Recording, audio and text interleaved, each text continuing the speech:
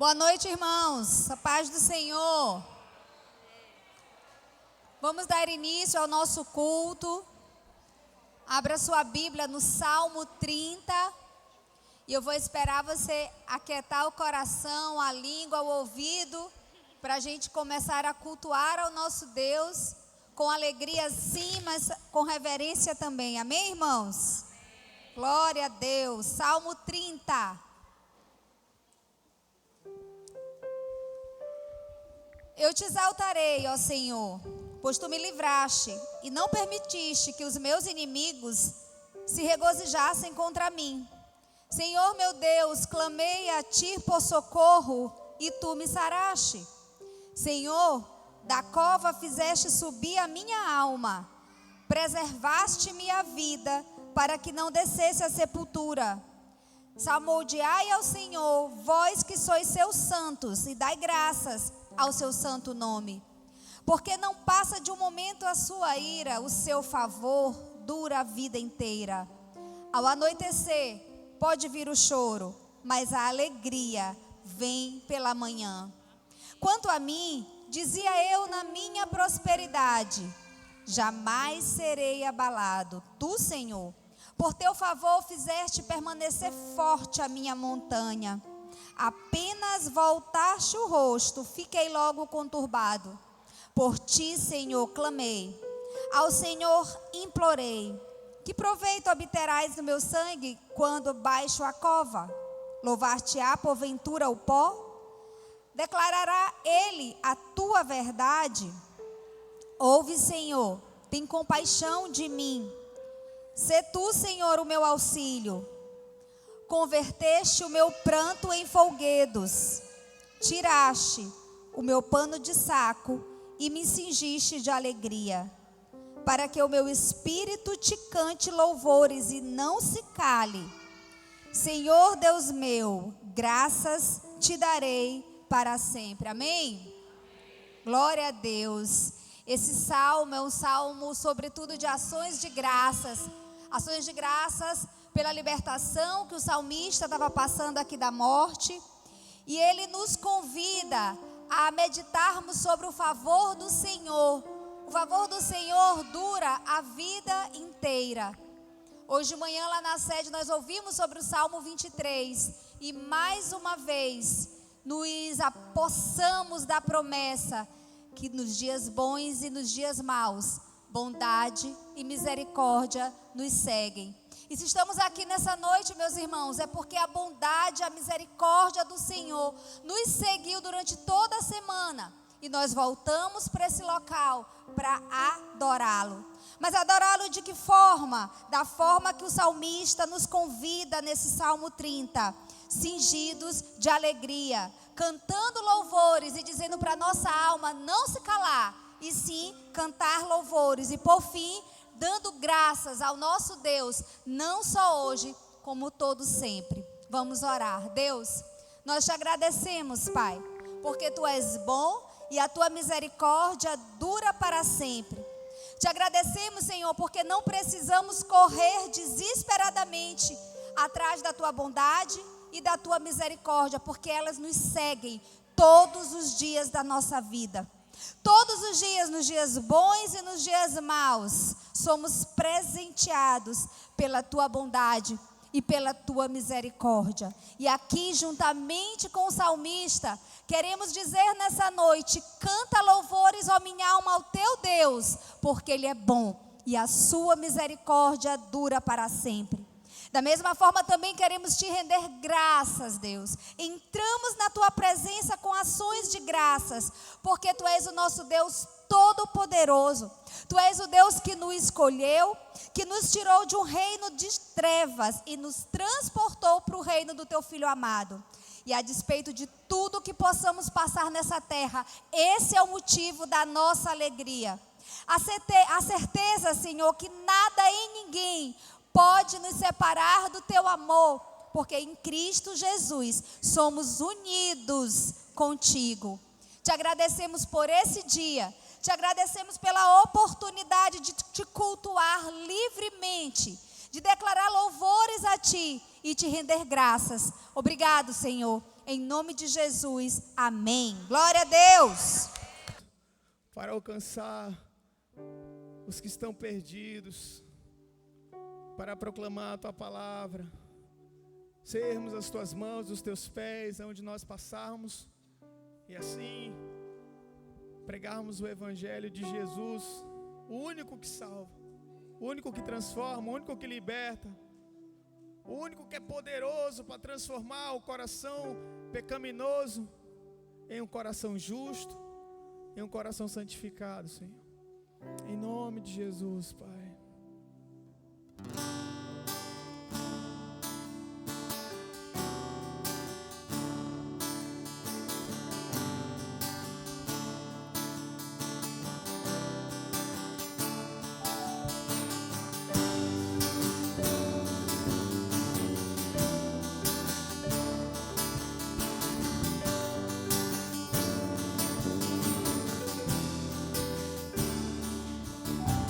Todas as cidades, povoados e aldeias,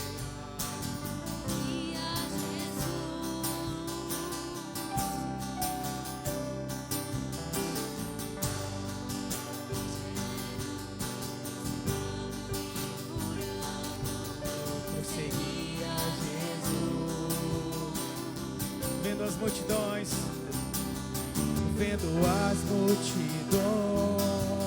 cheio de compaixão. A seara é grande demais. Todas as cidades, diga isso. Nós, igreja, percorrendo, pregando o Evangelho, ensinando e curando, prosseguiremos. Nós somos igreja,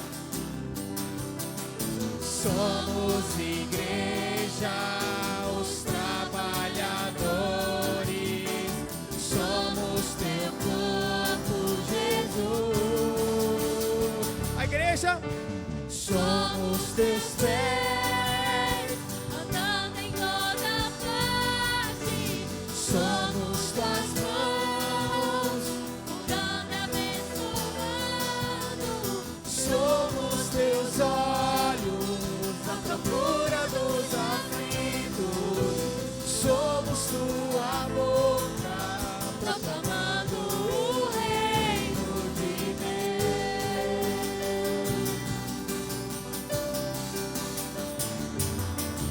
Somos teus pés, andando em toda parte, somos tuas mãos, curando e abençoando, somos teus olhos, à procura dos aflitos, somos tua boca, proclamando o reino de Deus.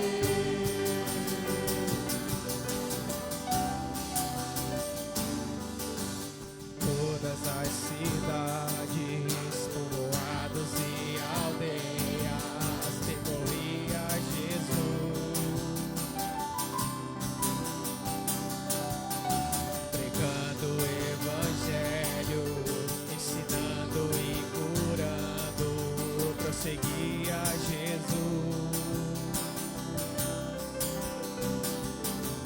vendo as multidões, cheio de compaixão, a seara é grande demais. Todas as cidades, povoados e aldeias, percorreremos, pregando o Evangelho, ensinando e curando, prosseguiremos. Somos a igreja do Senhor.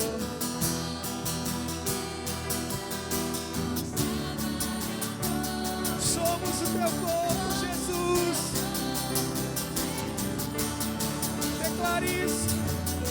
Somos teus pés,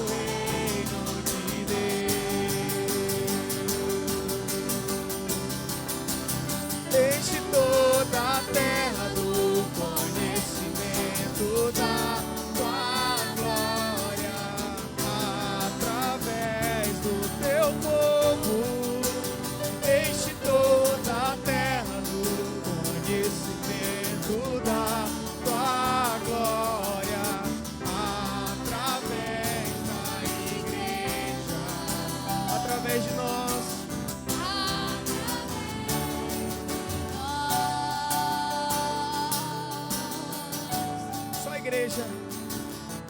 Somos teus pés, somos tuas mãos, curando e abençoando. Somos teus olhos, à procura dos aflitos. Somos tua boca, proclamando o reino de Deus. Mais uma vez, como um grande coral, nós somos teus pés, andando em toda parte. Somos tuas mãos, curando e abençoando. Somos teus olhos, à procura dos aflitos. Somos tua boca, proclamando o reino de Deus. O reino de Deus. O reino de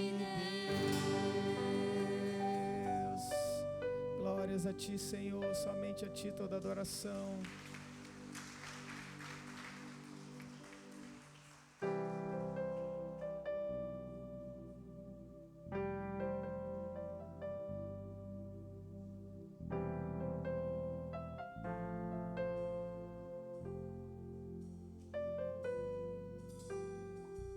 Dá-me, Senhor, e me conheces, quebranta o meu coração, transborda-me conforme a tua palavra e enche-me até que em mim se ache só ti.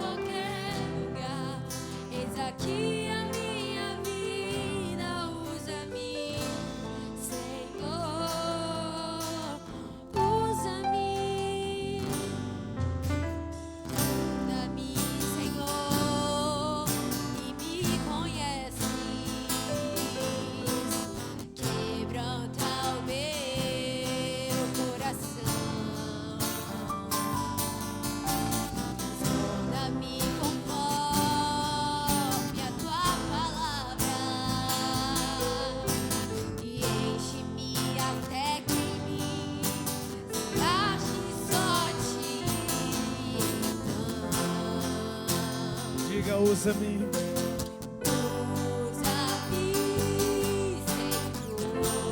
usa cada um de nós, Senhor.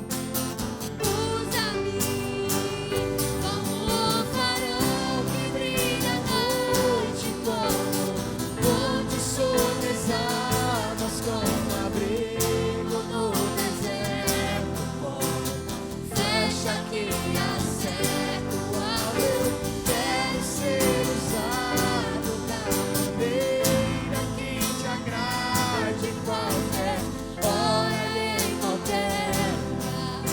Eis aqui a minha vida, usa-me, Senhor, usa-me. Coloca a mão no coração e diga: sonda-me, quebranta-me, Senhor. Transborda-me. Faça disso a tua oração. Diga: enche-me, enche-me, Espírito Santo, enche-me. Enche a minha vida de ti, da tua palavra.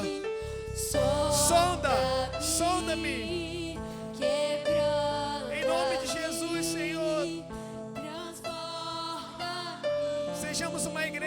rendida aos teus pés. Enche-me e Sonda a tua igreja, Senhor, sonda o teu povo.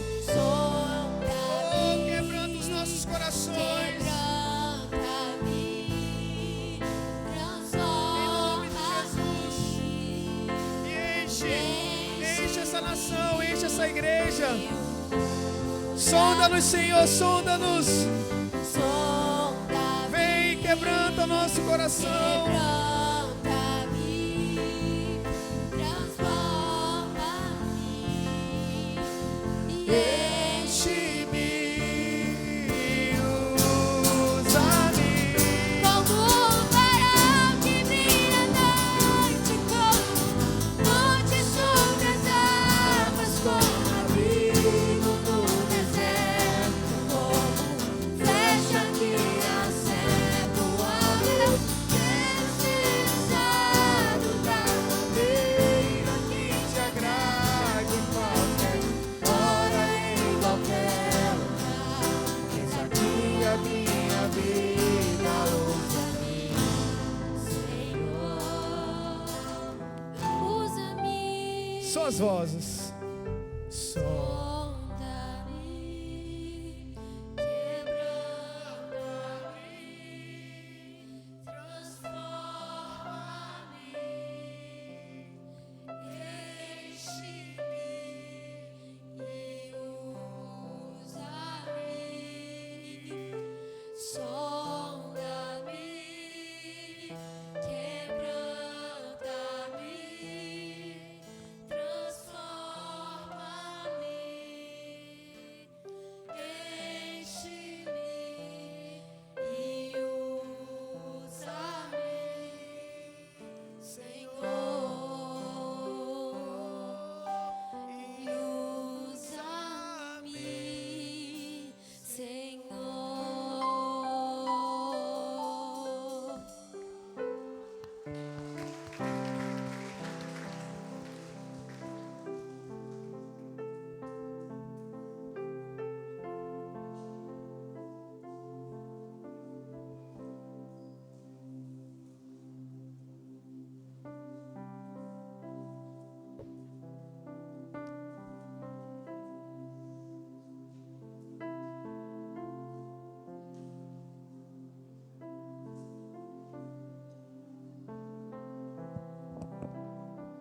Meus amados, esse é o momento em que faremos a entrega das nossas ofertas e dízimos. E eu peço para você que abra sua Bíblia rapidamente no Salmo 37. Nós vamos ler somente o versículo 25.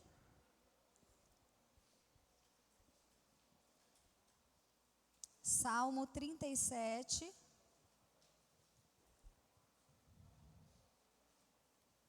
Versículo 25. Fui moço e já agora sou velho, porém jamais vi o justo desamparado, nem a sua descendência a mendigar o pão. Meus irmãos, as Escrituras, em várias partes dela, elas nos garantem que nós não precisamos ter medo do amanhã em relação à nossa previsão. As Escrituras nos garantem que nós não precisamos andar ansiosos com o nosso sustento. O crente tem aqui nesse salmo uma promessa de Deus, de que ele nunca será desamparado.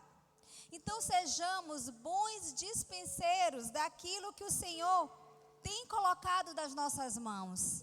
Fidelidade com o nosso próximo, fidelidade para com Deus. Amém, meus amados?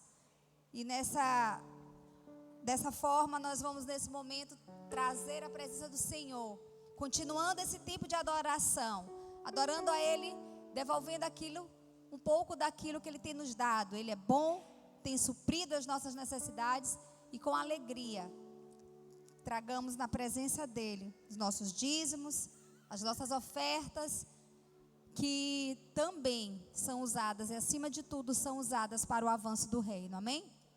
Glória a Deus. Vamos ficar mais uma vez de pé para ofertarmos ao Senhor e dizimarmos.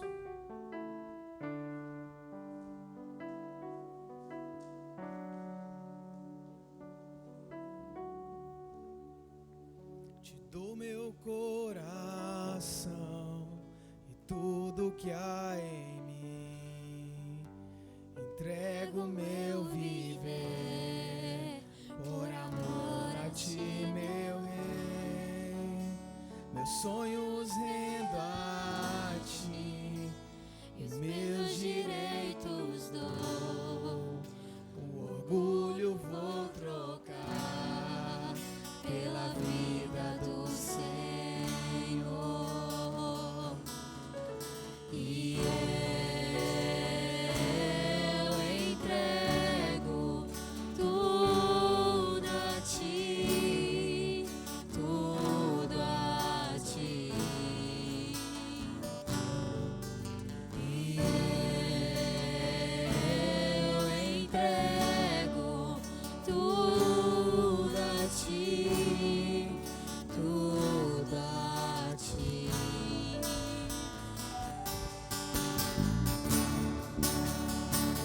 Essa canção te entrega a ti, Jesus, e o que o mundo dá eu deixo aos pés da cruz, por conhecer a ti, teu nome dá louvor, sentir tua alegria, partilhando tua dor.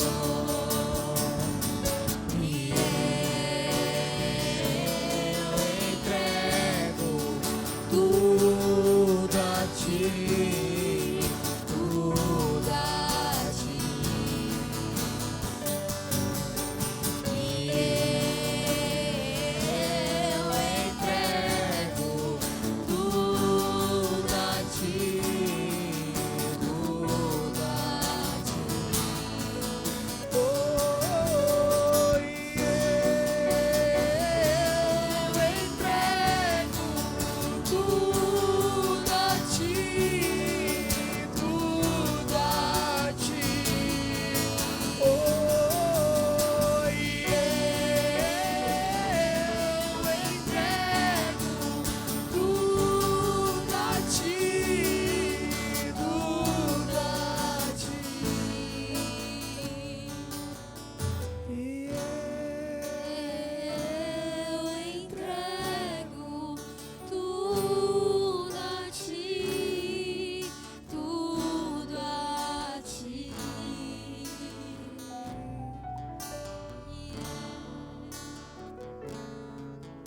Amém. Glória a Deus. Entregamos a Ti, Senhor, as nossas vidas, os nossos dízimos, ofertas. Entregamos a Ti o nosso coração, Deus.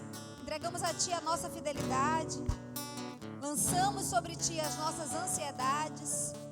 Lançamos sobre Ti a nossa fé, quer seja ela pouca ou grande, para que o Senhor opere milagres. O Senhor nos faça, assim como fez a Geazi, abrir os nossos olhos espirituais para que possamos enxergar a Tua provisão. Amém, Deus. Em nome de Jesus. Amém. Amém. Glória a Deus. Olá, meus irmãos, boa noite a todos. A graça e a paz da parte do Senhor sejam com todos. Amém? Quero convidar você a abrir a sua Bíblia no livro de Êxodo,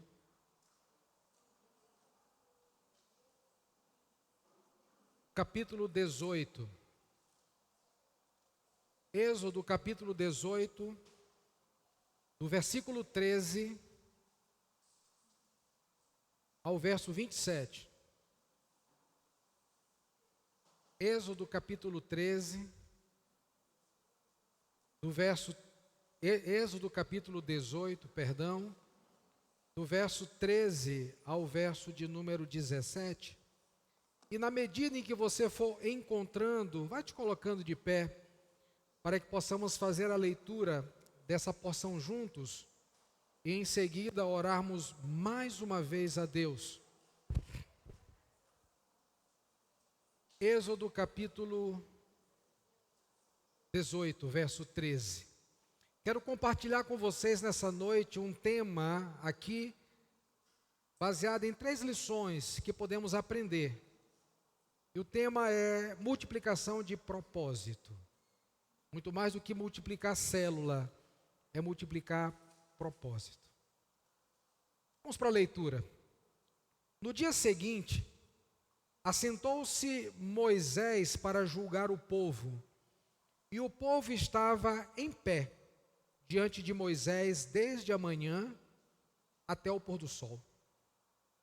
Vendo, pois, o sogro de Moisés tudo o que ele fazia ao povo, disse: que é isso que fazes ao povo? Por que te assentas só, e todo o povo em pé diante de ti, desde a manhã até o pôr do sol? Respondeu Moisés ao seu sogro: é porque o povo me vem a mim para consultar a Deus.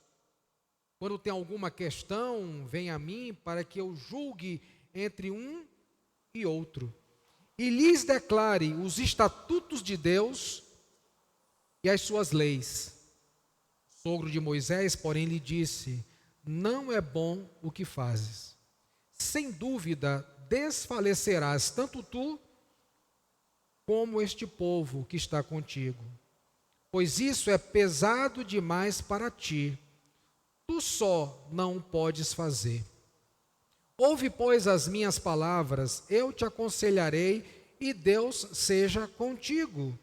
Representa o povo perante Deus, leva as suas cargas a Deus, ensina-lhes os estatutos e as leis, e faze-lhes saber o caminho em que devem andar, e a obra que devem fazer.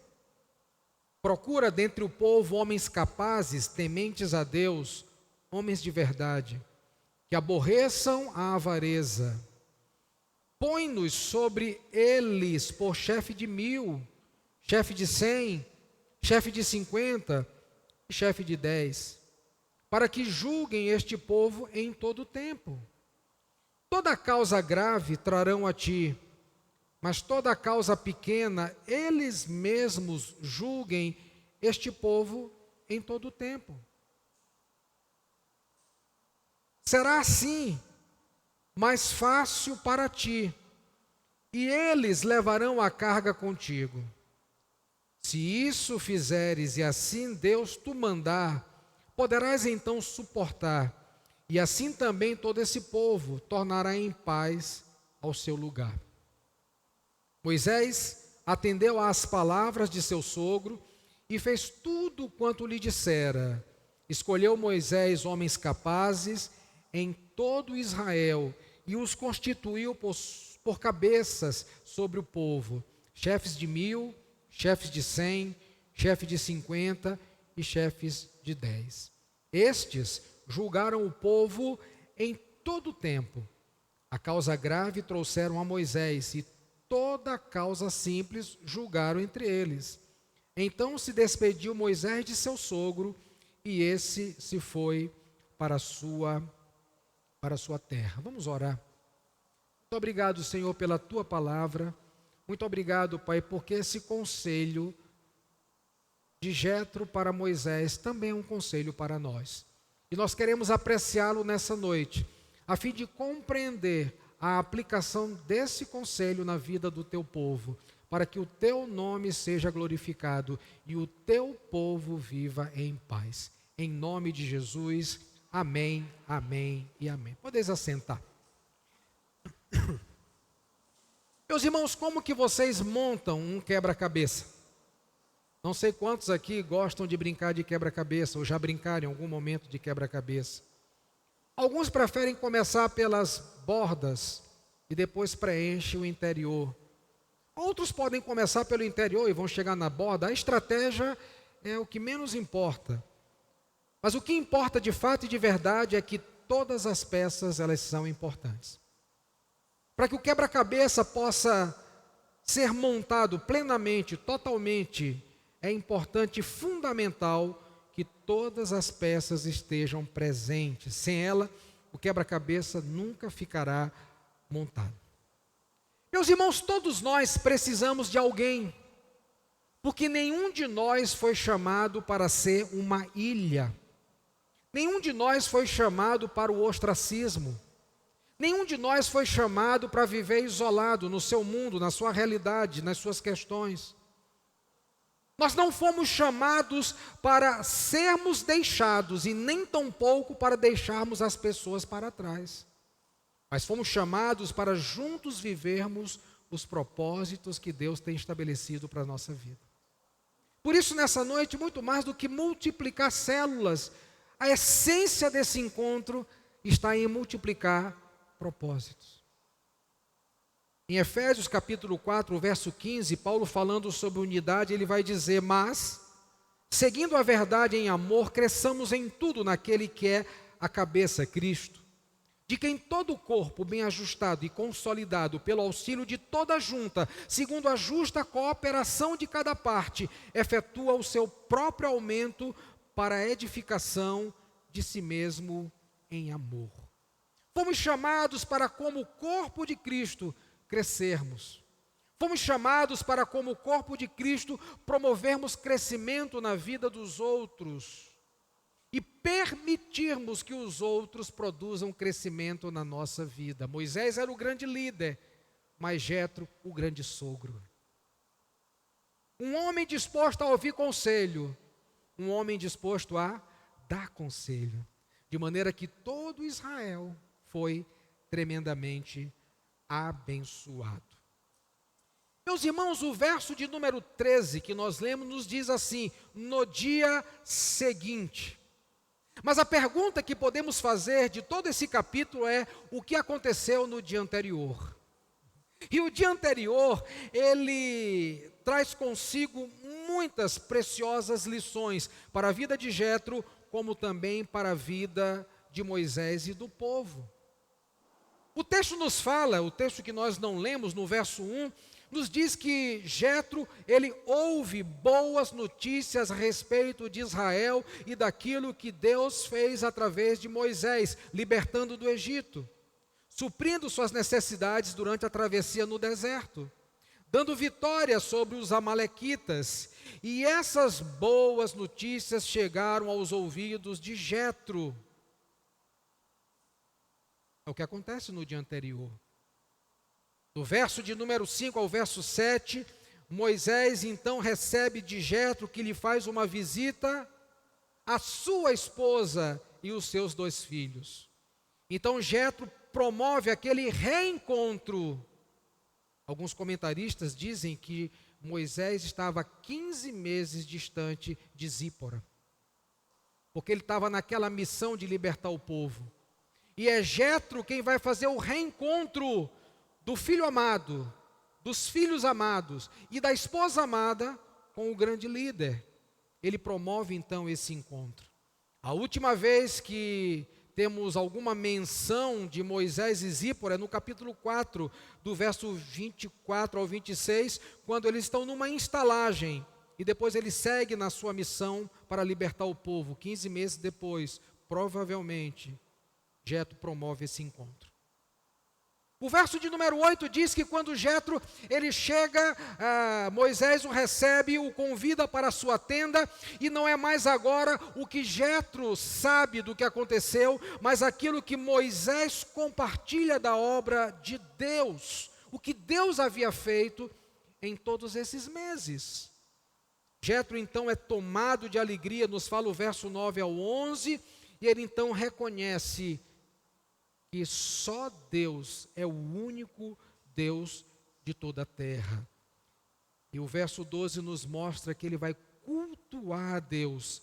Ele então se reúne com Moisés, com Arão, com os anciãos de Israel.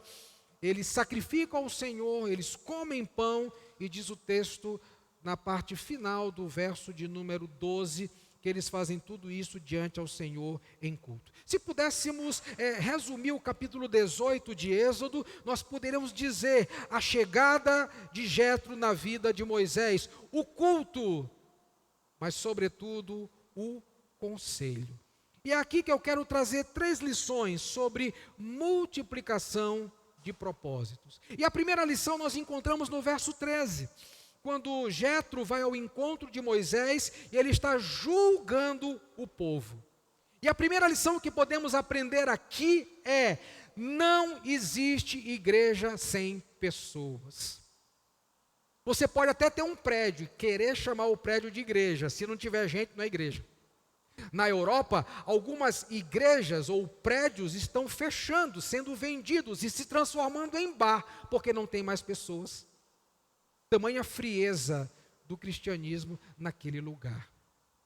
Não existe igreja sem pessoas. Se existem pessoas, pode ser nesse prédio, pode ser naquele estacionamento, pode ser num prédio de chão batido, pode ser numa choupana, pode ser ao ar livre, pode ser numa quadra, pode ser em qualquer lugar. Aí é a igreja, porque tem gente. E o que a Bíblia nos mostra aqui no deserto é que há uma igreja, há um povo sobre o qual Moisés desprende toda a sua energia para julgar as questões desse povo. Em Êxodo capítulo 12, 37, o texto diz: assim partiram os filhos de Israel de Ramessés para Sucote, cerca de 600 mil a pé, somente de homens, sem contar mulheres e crianças. A quantidade de pessoas que saiu do Egito chegava à casa de milhões. E esse povo precisava da palavra do Senhor. Não existe igreja sem pessoas, essa é a primeira lição. E Moisés está diante de 600 homens de pé. Fora mulheres e crianças, isso estima-se em torno de milhares de pessoas. Se tem gente em torno da palavra, em torno do Senhor, disposto a fazer a vontade do Senhor, disposto a entender o propósito do Senhor, então nós temos uma igreja ali.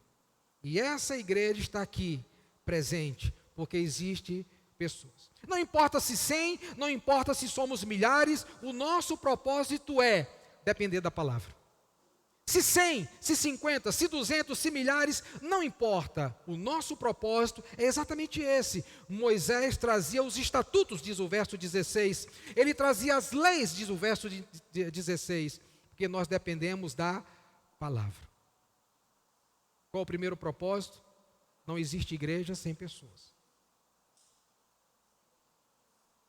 O texto de Marcos capítulo 6, verso 34, nos diz que Jesus, quando ele desembarcou, ele viu uma grande multidão, e ele se compadeceu daquelas pessoas, porque elas eram como ovelhas que não têm pastor. E aí Jesus passou a ensinar. O que Moisés está fazendo aqui? Ensinando. O que Jesus passou a fazer, ele ensinou, porque não existe igreja sem pessoas, não existe igreja sem ensino. Não existe igreja sem as leis do Senhor, não existe igreja sem os princípios do Senhor, não existe igreja sem as verdades do Senhor. Se somos 100 ou se somos milhares, não importa, o nosso propósito é depender da palavra do Senhor como povo, como igreja, como gente que se reúne em torno do Senhor. Solidão não é uma realidade quando nós somos igreja. O Salmo 68, verso 6 diz que Deus faz que o solitário more em família. Ele tira os cativos para a prosperidade. Só os rebeldes habitam em terra estéril. Por quê? Porque nós não fomos chamados para a solidão. Solidão não combina com a igreja. Solidão não combina com o povo de Deus. Solidão não combina comigo e com você. Por isso eram 600 mil só de pé. Fora mulheres e crianças. O povo estava reunido. Jesus desembarca e encontra uma multidão, não tem número, multidão é coisa grande. E compadecido daquela multidão que estava unida, reunida, ele se propõe a ensiná-los, para que eles não se transformem numa terra estéril, mas sim numa terra produtiva. Diga para o irmão que está ao seu lado: solidão não combina com você. Amém?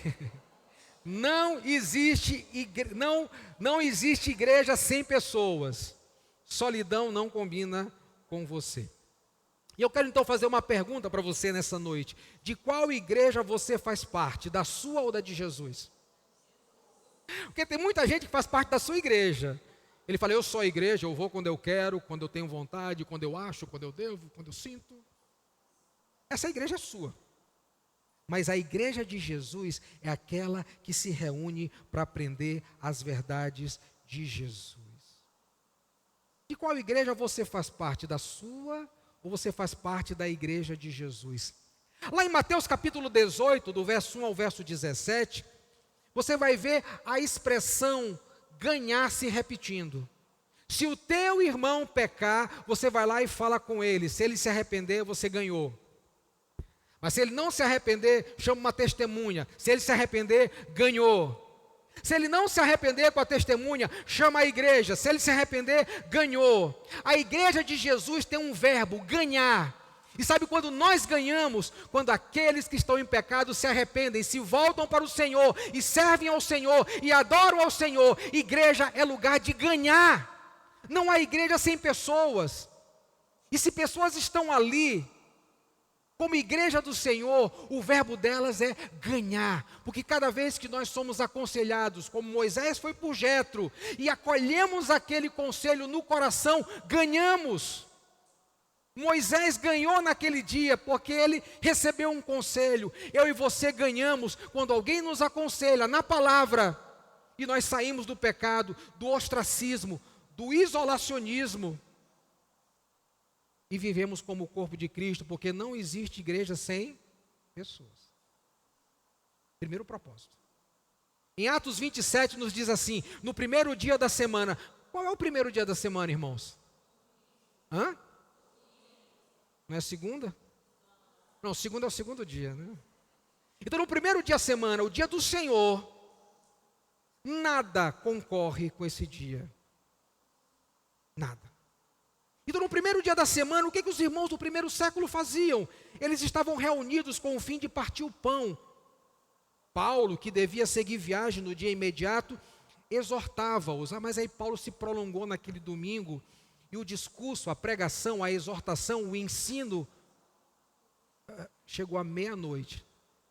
Não é comum o culto aqui se estender até meia-noite. Mas quando há necessidade, o culto se estende. Entendamos o propósito. A igreja está reunida para aprender. Prometo a vocês que eu não vou me estender até meia-noite, mas Paulo fez isso. E por incrível que pareça, a igreja ficou, porque no dia do Senhor, nada é mais importante do que ser igreja para se alimentar da palavra do Senhor. Nada é mais importante do que ser povo de Deus e estar reunido em torno da palavra de Deus, da adoração a Deus, do culto a Deus, do serviço a Deus, do relacionamento com Deus, com o povo de Deus, com o Deus do povo e com o povo do Deus. Não existe igreja sem estar reunida. Segunda lição, segundo propósito, não existe igreja sem líderes. Qual é o primeiro? Não existe igreja sem pessoas, claro. E o segundo, não existe igreja sem líderes. Olha o verso 21 que nós já lemos e 22 mais uma vez. O 21 diz assim: procura dentre o povo homens capazes, temente a Deus, homens de verdade, que aborreçam a avareza. Põe-nos sobre eles por chefe de 1000, chefe de 100, chefe de 50, chefe de 10, para que julguem este povo em todo o tempo.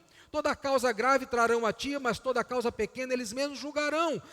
Será assim mais fácil para ti, e eles levarão a carga contigo. Qual a lição que nós podemos aprender aqui? Qual o propósito, igreja? Não existe igreja sem líderes.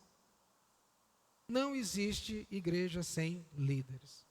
E o conselho de Jetro é para que Moisés delegasse tarefas a outros homens. E isso é para nós um lembrete de que a igreja precisa compartilhar tarefas, precisa compartilhar responsabilidades para que ninguém fique sobrecarregado indevidamente. O que Moisés disse aqui é um lembrete para nós aqui, igreja contemporânea. Ninguém precisa ficar sobrecarregado indevidamente. Ninguém precisa trabalhar demais e também trabalhar de menos. Por quê? Porque na igreja nós podemos delegar tarefas e responsabilidades a homens como esse, do verso 20 e do verso 21. Homens de Atos capítulo 6, cheios do Espírito Santo. Não existe igreja sem líderes. E sabe o que nós podemos aprender nesse segundo propósito? Que um homem do povo pode fazer uma contribuição importante para o bem comum. O que Jetro fez? Um homem do povo, uma contribuição para o bem comum.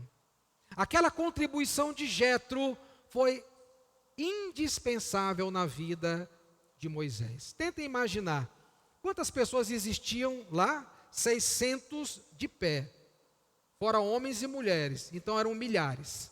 Mas vamos imaginar que 600 homens precisassem de conselho. E num determinado dia, 10% desejassem se aconselhar com Moisés. 10% de 600 mil costuma dar quanto? 60 mil. Um aconselhamento leva em torno 1h30, 2, e algumas conversas eclesiásticas levam até 3, 4 horas. Imagina você tendo que fazer isso com 60 mil, 10% dos 600 mil de pé, fora toda a nação. Esse era o trabalho de Moisés. E Jetro observou que aquele homem começava de dia e ia até o pôr do sol fazendo aquela tarefa. Ele disse: isso é muito bom, mas a forma como você faz vai liquidar a tua vida. E qual é a lição que nós aprendemos aqui? Não existe igreja sem líderes. Um homem do povo pode fazer uma contribuição importante para o bem comum. Até porque ninguém é capaz de fazer tudo sozinho. Nem o grande legislador, o grande intercessor, o grande líder Moisés, nem ele podia fazer sozinho. No reino de Deus, não convém você trabalhar demais e nem de menos, mas conforme a capacidade de cada um. No Evangelho de Mateus, capítulo 25, verso 14 a 30, nós aprendemos na parábola dos talentos que alguns receberam número X, número Y, número Z de talentos, mas foi conforme a capacidade de cada um. Matematicamente falando, alguns mais do que outros, mas proporcionalmente falando, na capacidade de cada um. Por quê? Porque ninguém é capaz de fazer tudo sozinho, e no reino de Deus, cada um vai trabalhar, nem mais nem menos, mas conforme a sua própria capacidade. E o Espírito de Deus capacitou aqui homens e mulheres, que vão trabalhar conforme a proporcionalidade dos talentos recebidos. Qual é a segunda reflexão? Qual o segundo propósito? Na igreja existe líderes, porque não existe igreja sem líderes. Como distribuir melhor a tarefa? Essa é a essência do conselho de Jetro. É sobre isso que Jetro está falando a Moisés. Ele não está dizendo para Moisés que não é para fazer. Ele não está reprovando Moisés. Ele não está condenando Moisés, mas ele está aconselhando como distribuir melhor a tarefa. É sobre isso o conselho de Jetro. Por quê? Porque não existe igreja sem líderes. Em terceiro e último lugar, do verso 13 ao verso de número 18, nós podemos perceber uma terceira lição, uma terceira compreensão, para entendermos o propósito de Deus de estarmos aqui.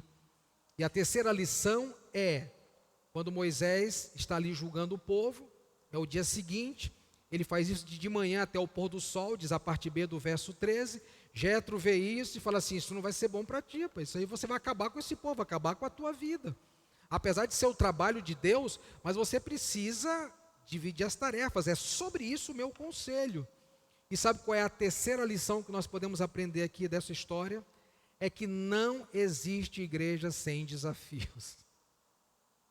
Não existe igreja sem gente. Tem gente. Não existe igreja sem líderes. Líderes irão conduzir células, o rebanho de Deus, alimentar o povo de Deus. Mas também não existe igreja sem desafios. Porque os desafios fazem parte da vida de todos nós, assim como fazem parte da vida da igreja, do povo de Deus. E quando nós olhamos para a igreja tem pelo menos 2 estados. Existe uma igreja que é a igreja militante, aquela que está guerreando aqui na terra. Mas também existe a igreja triunfante, é aquela que já desfruta da eternidade. Nós, um dia faremos parte da igreja triunfante, a igreja que é composta por aqueles que desfrutam já agora da vida eterna com Deus. Mas por ora, no tempo e no espaço, nós fazemos parte da igreja militante. É aquela que está lutando contra o pecado. Nossos irmãos lá não lutam mais com o pecado. É aquela que está em busca de santificação diária, de santificação progressiva, santificação nos olhos, santificação nos lábios, santificação nas mãos, santificação nos pés, santificação em todo o contexto da nossa vida. Eles lá não precisam mais, porque eles são a igreja triunfante, mas nós somos a igreja militante. O que nos faz pensar e olhar para esse texto da igreja do deserto e compreender que não existe igreja sem desafios. Não existe. Eu quero uma igreja mais tranquila. Ela tem desafios. Eu quero ficar nessa igreja. Ela tem desafios. Eu quero a igreja do outro lado da rua, da esquina. Ela tem desafios. Porque não existe igreja sem desafios. Fazemos parte da igreja militante. Ela tem desafios. E desafios, eles existem para serem vencidos em nome de Jesus. Mateus 16, capítulo 18, olha o que Jesus falou.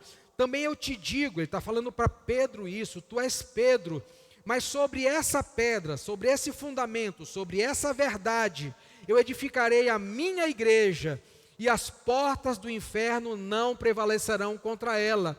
Por que Jesus está falando de inferno para Pedro, para a igreja? Porque a igreja enfrenta desafios.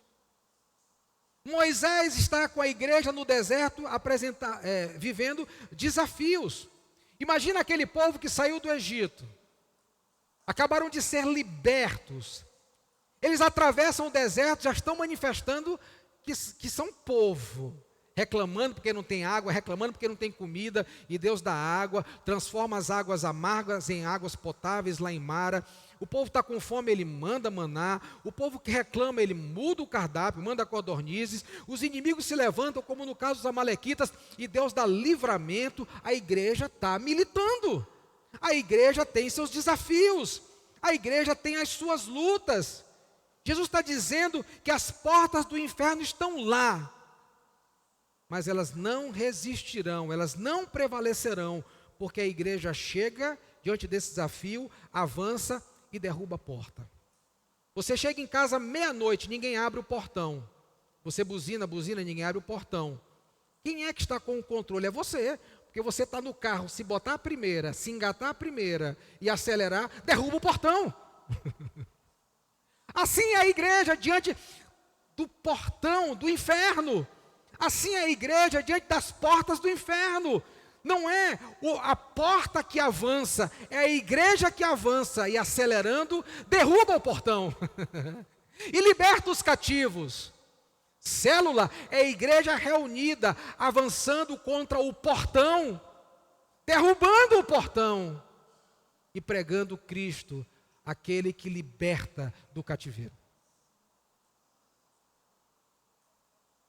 Você quer ver alguns exemplos de desafios na Bíblia? Vou trazer 2. Primeiro, um não com motivação divina. Olha o que a igreja faz. Olha os desafios que nós enfrentamos como igreja. E olha o desafio que Jesus enfrentou com os seus 12. Mateus 20, 20. Então se chegou a ele a mulher de Zebedeu. Zebedeu era pai de Tiago e João, com seus filhos. E adorando-o, pediu-lhe um favor. Tenta imaginar essa cena. Uma mãe, você é mãe, piedosa porque ela adora, ela chega até Jesus, o adora, mas pede um favor. Nada de errado pedir um favor para Jesus. Nada errado uma mãe piedosa pedir um favor para Jesus. Agora depende do favor. Olha o favor dessa mãe aqui. Jesus disse, que queres? E ela respondeu, manda que no teu reino estes meus 2 filhos se assentem, um à tua direita e o outro à tua esquerda. Ela só queria isso. E lá no reino, o João sentasse de um lado e o Tiago sentasse do outro. Só isso. Diz o texto que os 10 ficaram indignados. Então quer dizer, Jesus, que essa mãe chega, só tem 2 lados, e ela pede para os filhos dela, e nós aqui os 10, o que vamos fazer agora aqui? Aí Jesus tem que agora resolver os desafios da igreja. Ele chega para aquela mãe e fala: mãe, você não sabe o que está pedindo. Isso não compete a você, mamãe. Isso não compete a você, mãezinha. Não é assim que nas escolas os diretores tratam com as mãezinhas que querem esse tipo de privilégio. Mãezinha, não é assim, mãezinha. A pedagogia agora é assim. Não é assim, mãezinha. João não pode ficar à direita e nem tampouco Tiago à esquerda, porque isso não compete a você, mãezinha. Isso compete a Deus. Aí Jesus resolveu com a mãezinha, que queria privilégios para os filhos. E vai tratar com os 10 que estão indignados com os dois. Isso na igreja de Jesus, na célula dele, no grupo dele. E aí Jesus traz a lição. Olha, no reino dos homens é assim. Tem alguém que manda, os outros que obedecem, mas no meu reino é diferente. Se você quiser ser alguma coisa no meu reino, sirva, e você será maior que todos. E Jesus termina a história dizendo assim: porque eu vim a esse mundo para dar a minha vida em resgate por muitos. A igreja tem desafios, mas quando nós estamos à luz da palavra, como estava Moisés, como estava Jesus, e como nós estamos dominicalmente aqui à luz da palavra, os desafios são vencidos em nome de Jesus. Na igreja existem desafios. A igreja não é um parque de diversões. A igreja não é o playground do seu condomínio. A igreja não é e nem será o Valparaíso. A igreja sempre será igreja. Diante dela sempre terá uma porta infernal que precisa ser removida, para a qual a igreja precisa avançar, proclamando o evangelho, como nós cantamos, libertando os cativos, ensinando os crentes a guardar todas as coisas que Jesus tem ordenado. A igreja tem desafios. Olha a segunda lição dos desafios da igreja, biblicamente falando. Escolhas para resolver problemas. Em Atos capítulo 6, verso 1, diz o texto que naqueles dias, multiplicando-se o número de discípulos, olha que bênção, não é de membros, mas de discípulos. É uma categoria diferenciada. É gente com uma leitura bíblica diferenciada. Discípulos, seguidores dispostos a dar sua vida por Jesus, pela obra de Jesus. É uma turma agora diferenciada no crescimento, na expansão da igreja do primeiro século. Mas houve murmuração dos helenistas contra os hebreus, porque as viúvas deles estavam sendo esquecidas na distribuição diária. Tinha que se entregar a cesta básica, tanto para uma viúva, para um grupo de viúvas, as judias, quanto para aquelas viúvas de fala grega, os helenistas. E aí estavam esquecendo um grupo. A igreja tem desafios, tem problema. De vez em quando a gente tropeça. De vez em quando na igreja a gente esquece de colocar o dia do aniversário de um membro precioso. Isso dá problema? Mas acontece. Não é por maldade. É por falha humana. Por limitações humanas. Talvez até por sobrecarga de trabalho. Por isso precisamos chamar todo mundo para o trabalho. E aqui, as viúvas ficaram esquecidas. E agora nós temos um desafio na igreja. A igreja cresceu bastante. E agora os problemas também cresceram. Eles apareceram. Eles também se multiplicaram. Mas temos que fazer escolhas para resolver tais problemas. Então os apóstolos chamaram a comunidade e disseram assim: olha, nós precisamos nos dedicar à oração e ao estudo da palavra. Vamos escolher homens cheios do Espírito. Um critério muito parecido com esse de Jetro para com Moisés. É o que acontece ali em Atos capítulo 6. E homens cheios do Espírito Santo, eles vão cuidar dessa assistência também.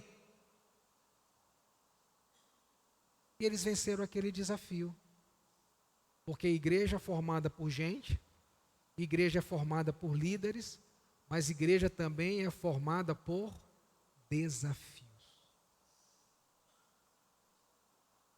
Mas quando nós olhamos para essa terceira lição, nós precisamos parar, pensar e refletir se nós estamos fazendo parte da solução ou se nós estamos fazendo parte do problema. Tem gente que ama fazer parte da solução, como esses que foram escolher os diáconos para resolver o problema e acabar com o esquecimento da cesta básica das viúvas.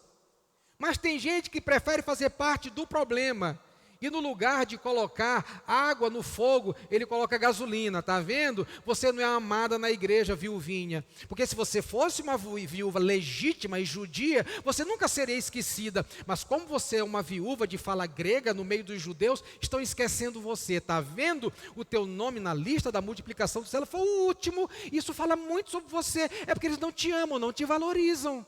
Mas tem gente que ama fazer parte do problema. Tem gente que mesmo dentro da igreja ama fazer parte do problema. Se envolve com o problema, aumentando as chamas do problema. Aí nós precisamos tomar uma decisão. Será que nós queremos ser como Jetro? Será que queremos ser como esses apóstolos diante dos desafios da igreja? Tomando a nossa vida para fazer parte da solução e não do problema.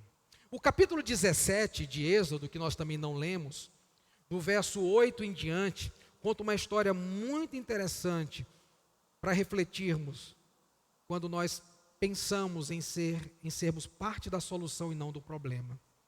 O verso 17, o capítulo 17, do verso 8 ao 13, narra o momento em que os amalequitas, eles pelejam contra os israelitas, quando eles deram uma encostadinha lá em Refidim.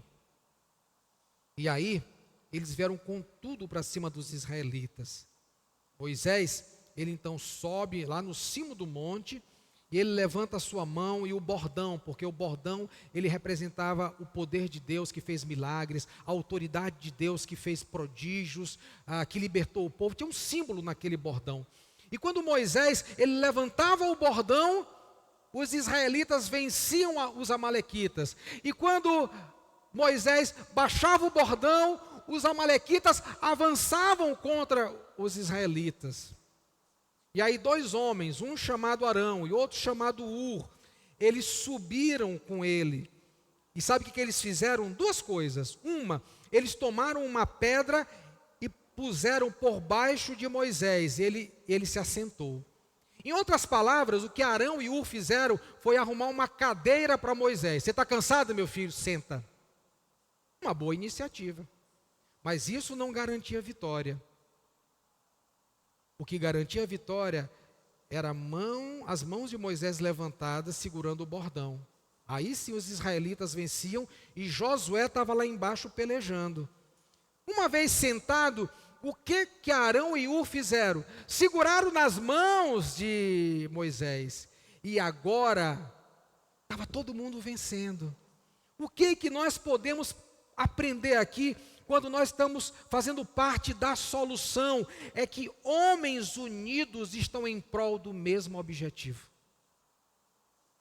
Quando nós estamos unidos em prol do mesmo objetivo, todos nós ganhamos, todos nós vencemos. Moisés cansa, porque todo Moisés cansa. Mas quando você tem Arão e Ur segurando nas mãos, arrumando uma cadeira para sentar, e um Josué pelejando lá no pé do monte, aí todo mundo ganha, porque homens unidos em prol do mesmo objetivo, eles fazem parte da solução. Em João capítulo 17, oração de Jesus, a famosa oração sacerdotal, no verso 20, Jesus está orando pelos seus discípulos imediatos e por todos nós. Depois você pode conferir isso lá. Eu oro por esse e por aqueles que virão. Aí você se converteu, virou discípulo de Jesus. Jesus estava orando por você há mais de 2000 anos atrás. Olha que bênção. A oração faz efeito. Aí você se converteu. Se não, pode se converter hoje. E vai ser discípulo de Jesus. Aí o verso 21, Jesus fala assim: a fim de que todos sejam um, e como és tu, ó Pai, em mim e eu em ti, assim também sejam eles em nós, para que o mundo creia que tu me enviaste. Meus irmãos, essa oração de Jesus é uma oração por unidade. Jesus primeiro diz assim: eu e o Pai, nós somos um, nós estamos unidos. Então você nunca vai ver desunião entre Deus Filho e Deus Pai. Nunca, nunca, nunca, nunca, nunca. Mas às vezes você vai ver desunião entre os filhos de Deus. Infelizmente. Aí qual é a oração de Jesus? Como nós somos unidos, nós também queremos, eu também peço, rogo a Deus, que assim sejam vocês e esses outros discípulos que ainda vão surgir. Essa é uma oração por unidade. Mas sabe que tipo de unidade? Não apenas uma unidade tácita, imaterial, mas uma unidade visível. Sabe como foi a unidade de Moisés, Arão, e Josué? Visível. Todo mundo estava vendo que quando Moisés cansava, alguém colocava uma cadeirinha. Quando ele não conseguia segurar o bordão, as pessoas seguravam os seus braços. E Josué lá no campo de batalha avançando com os israelitas e vencendo, uma união visível, material, tangível. Essa é a oração de Jesus. E sabe por que nós precisamos ser assim? Porque numa igreja existem o quê? Desafios. Mas como que nós encaramos os desafios da igreja? Será que nós encaramos como Moisés, Arão e Josué, com dedicação, com esmero, tanto quanto nós fazemos na vida profissional? Ou parece que tem um peso e duas medidas? Tente comparar agora a vida desses homens aqui na dedicação desse trabalho com a nossa vida profissional. Normalmente no trabalho nós chegamos antes da hora. Normalmente na igreja nós chegamos depois da hora. Normalmente no teatro, para não perder a peça, nós chegamos antes da hora. Normalmente na igreja nós chegamos depois da hora. Normalmente, quando vamos tomar o avião, o trem, o ônibus, nós chegamos antes da hora. Normalmente no discipulado, na célula, nós chegamos depois da hora. Será que nós nos dedicamos com o mesmo esmero no reino de Deus, como nós nos dedicamos na nossa vida profissional? Meus irmãos, tem gente que adianta o relógio para não se atrasar, não é verdade? Então assim, olha, o culto começa às 18 horas, mas o meu relógio, ele já está adiantado às 18h30. Porque eu começo a me arrumar 16 ou 17h30, mas ainda tem uma meia hora pela frente. Mas sabe qual é a moral da história? Você não precisa se enganar, você só precisa se disciplinar. Você não precisa mudar o relógio. Você não precisa adiantar a hora. Não, porque o relógio do meu carro está adiantado, para eu sempre chegar no horário. Você não precisa se enganar. Você só precisa se disciplinar. Porque afinal de contas, nesse desafio da obra de Deus, o que nós temos que fazer é com zelo, é com dedicação, é com esmero. O filho viu seu pai morrendo nas missões. Dedicou sua vida, entregou sua vida às missões. E quando aquele menino cresceu e chegou a uma determinada idade, perguntaram para ele o que ele queria fazer. Que curso, que faculdade. Se ele queria fazer essa, aquela ou aquela outra. E ele disse, não, eu quero ser missionário como meu pai. E alguém então disse, surpreso, mas o seu pai morreu em missões. Ele morreu fazendo missões e você quer fazer missões que levou o teu pai à morte. Querendo ir para o mesmo lugar, para o mesmo continente, para os mesmos desafios. Ele então disse àquela pessoa, se o meu pai morreu em missões, entregou a sua vida em missões, é porque aquilo é muito importante para Deus. A igreja tem desafios. E esses desafios são vencidos numa unidade visível, para que o mundo veja a nossa unidade, a unidade dos propósitos, e possa entender que Cristo foi enviado ao mundo. Sabe como que eu quero desafiar você nessa noite? Que tão importante quanto multiplicar células é multiplicar propósito. Multiplique propósito. A igreja é feita de gente. A igreja é feita de líderes.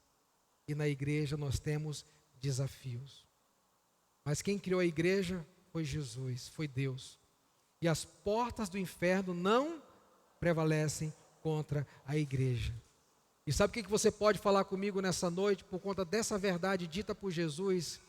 Diga comigo assim: em Cristo.